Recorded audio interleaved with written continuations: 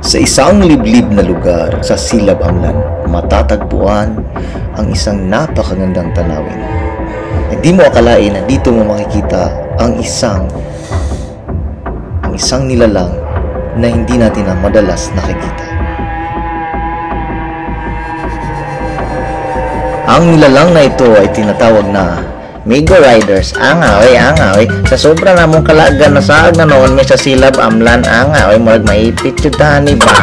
So, hello mga uncle. Welcome back sa tuwang mini vlog. Karon ang atong feature is ang pag-unga spot nga na kita na mo diri sa may Silab Amlan, Negros Oriental. So, kanina spot mga uncle is amo na siyang gihapit atong gikan may nag-rides gikan sa Nilunhan Falls. Ayun, ningon na akong amigo. Ngay tago na lang to sa pangalan nga Uncle Migo na nindot nga tambayanan diri sa may Silab Amlan. So amo ning giangat no, gikan sa highway na more or less 7 to 10 kilometers. So dali rin siya maabot na to mga uncle no. Yung pag-abot dito is ang kalsada ni is still under development pa. So giabot jud namo ang dead end, pinaka dead end dayon na dili ka magmahay kay ang imong makita is ang taas kayo nga overlooking good na view no. Kita nimo puro gyud siya nga green kay ang palibot puro mga kahoy o mga kalubinhan. So wala kay mi nagbugay dito mga uncle no kay init kaayo, pero kung ganahan mo mag-relax dito napitan nindot kay siya perfect kay nga place.